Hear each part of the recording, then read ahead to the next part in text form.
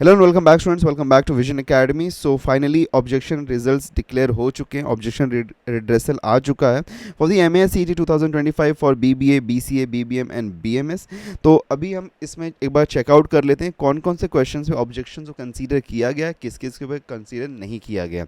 So looking forward, चलिए बढ़ते हैं आगे नोटिफिकेशन तरफ। ये नोटिफिकेशन है जो कि रिलीज़ हुआ है।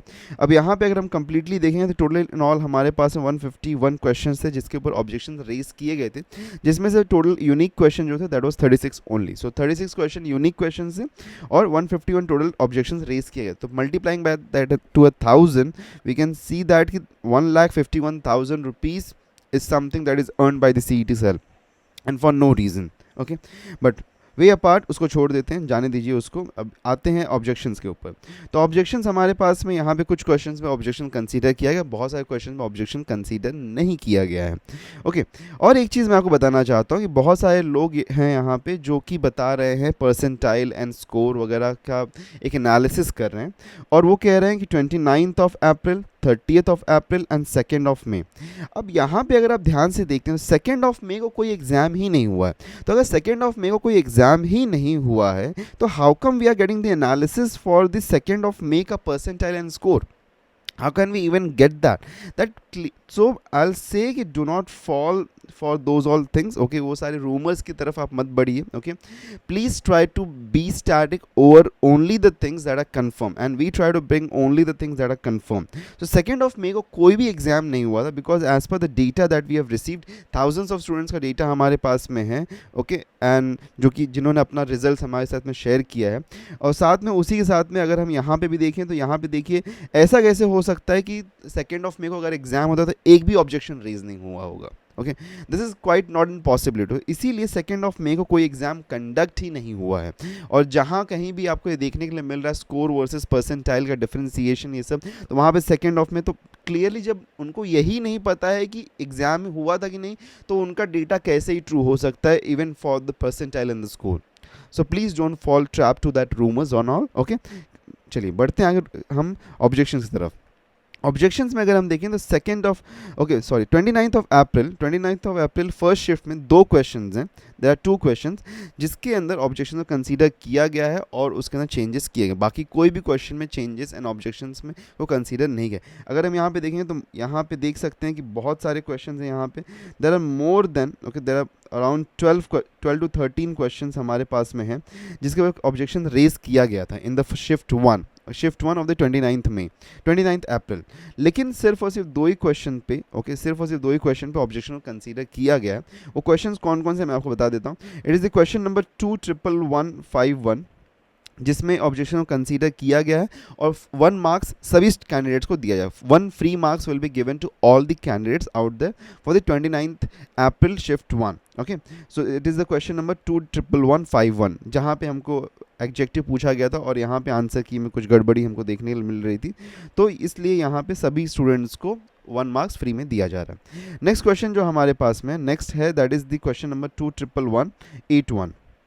21181 जहाँ पे मल्टीप्लिकेशन का एरर था। ओके, सो बॉड मार्क्स का सिंपल रूल था जहाँ पे हमको 15 आंसर है बट मैच नहीं करा, तो यहाँ पे 1 मार्क्स सबको दिया जा रहा है। Okay, so these are the only 2 questions for the 29th of April shift 1 जिसमें आपको फ्री मार्क्स मिल रहे हैं। There are 2 marks being given to that.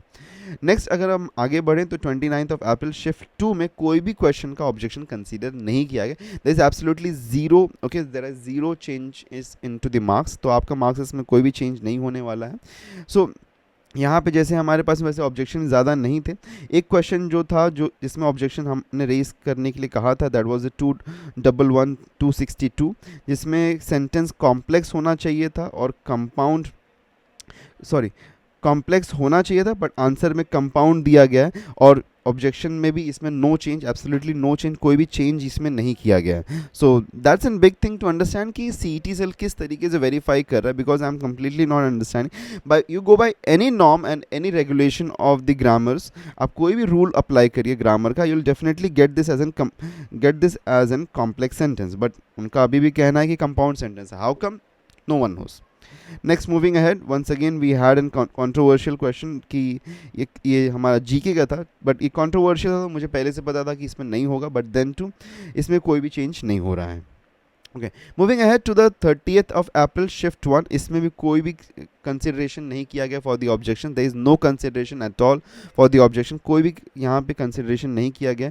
जैसे कि हमारे पास एक क्वेश्चन था जो कि रस्किन बॉन्ड वाला था, जहाँ पे दो हमारे पास में आंसर्स आ रहे थे, प्रोबेबल आंसर्स, तो यहाँ पे उनका कहना है कि नो चेंज, कोई भी change, because they are sticking to the still to the answer that is has written, okay, wrote यहाँ पे उनके हिसाब से, बिकॉज आइदर और दी और यहाँ पार्शियली करेक्ट ऑप्शन है तो वो उसके साथ में रुक रहे हैं, they are making no change to this. एक और हमारे पास में क्वेश्चन था जिसमें ऑब्जेक्शन डेफिनेटली था कि it is what kind of an sentence, तो यहाँ पे as per the CET cell complex sentence कहा जा रहा है, ओके, कॉम्प्लेक्स सेंटेंस यहाँ पे as per the CET cell कहा जा रहा है, but we had an objection कि it should be compound complex because of the use of the word and there had been 3, हमारे पास में 3 यहाँ पे क्लॉजेस है, उसकी वजह से objection reason, but no change to this as well. Next हमारे पास में एक क्वेश्चन था that was regarding the comma, और इसमें भी कोई भी चेंज नहीं हो रहा, that was regarding the Oxford comma, so there is no change once again to this question as well. Moving ahead to the next that is the 30th of the April shift 2, यहाँ पे 3 objections को consider किया गया, there are 3 objections being considered in the shift 2 of the 30th of April। तो पहला अगर हम देखेंगे तो फर्स्ट अगर हम देखें तो इसमें कोई चेंज नहीं हो रहा है, ओके। एंटोनिम की जहाँ पे बात हुई थी, एक क्वेश्चन था जहाँ पे एक्सपैंड का एंटोनिम चाहिए था हमको, तो यहाँ पे वो अभी तक स्टिक कर रहे हैं कि इट इज़ ओनली कॉन्ट्रैक्ट, बाकी सब यहाँ पे एंटोनिम नहीं, तो there is no change in to it. Next अगर हम देखेंगे तो ओपन द विंडो एक क्वेश्चन था हमारे पास में, जो कि as per the CET cell ये इंपेरेटिव है बट एक्सक्लेमेटरी भी होना चाहिए, because the exclamation mark is been used but they are saying it is not, and how come it is not, only they know this, so no change, okay. एक ये question था जो कि wait वाला था कि 8 पीपल हैं, उसमें फिर एक पर्सन को ऐड किया गया, 65 kg वेट है मिस्टर पी का वेट, तो यहाँ पे इस क्वेश्चन को मान्य किया गया है कि 1 मार्क्स दिया जा रहा है सभी स्टूडेंट्स को, okay, 1 marks is given to all the candidates, that is good, ठीक है। नेक्स्ट हमारे पास में एक क्वेश्चन जो था that was regarding the puzzle, जो हमारे पास the polishing and the watering of the plants वाला एक जो हमारे पास रेस्टोरेंट वाला पजल था, उसमें एक सेकंड क्वेश्चन जो था 211501, ओके, सो उसमें 2 ऑप्शंस राइट बन रहे थे हमारे, वो हमने बताया था इन द ऑब्जेक्शन जब एनालिसिस हमने किया था आंसर की का, तो यहाँ पे 2 ऑप्शंस राइट बन रहे थे, इसीलिए यहाँ पे 1 marks for all the candidates is been given, okay. फिर हमारे पास में एक क्वेश्चन और है जहाँ पे कंप्यूटर का क्वेश्चन है, जिसमें हमने कहा था कि the number of the bits use to represent a character, तो उसके लिए बाइट आंसर होना चाहिए था, but they are not considering it, they are sticking to the character code, तो no change into this as well. एक last question है जहाँ पे 1 marks for all the candidates is been given, that is the software programs developed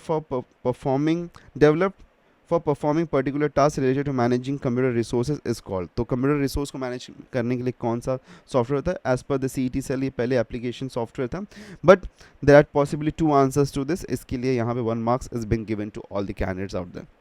so these are all the objections और उनका redressal.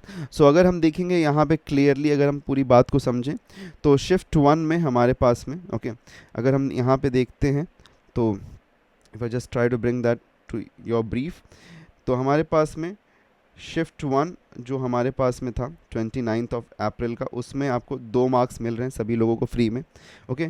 Shift 2 में अगर मैं बात करूं तो शिफ्ट 2 में आपको 0 मिल रहा है।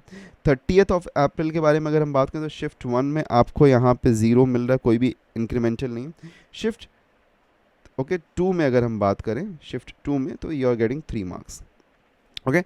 सो only and only 29th of April का शिफ्ट 1 में 2 मार्क्स मिल रहा है, okay, additional 2 marks is been getting आपको एलोकेट हो रहा है, एंड 30th of April में शिफ्ट 2 में आपको 3 मार्क्स एलोकेट हो रहा है। So that's the only change for all the students out there. So you can now check out your what's the final score coming up, because जो भी पहले score था उसमें जस्ट आप ऐड कर सकते हैं, okay, with regards to your shift. So this is all regarding the objection redressal and the result declared for the objections, okay. Very soon हम expect कर रहे हैं कि by the mid of the June month we'll be also getting the results, okay. जो आपका final results and the score card है वो by mid of the June आ जाएगा, so we are expecting that to be coming by the mid of the June. So that's it for now, and WhatsApp and Telegram को join करके रखिएगा, channel को subscribe करके रखिए for more such updates and notifications. Don't forget to subscribe us. Meet you in the next video. Till then, take care and goodbye.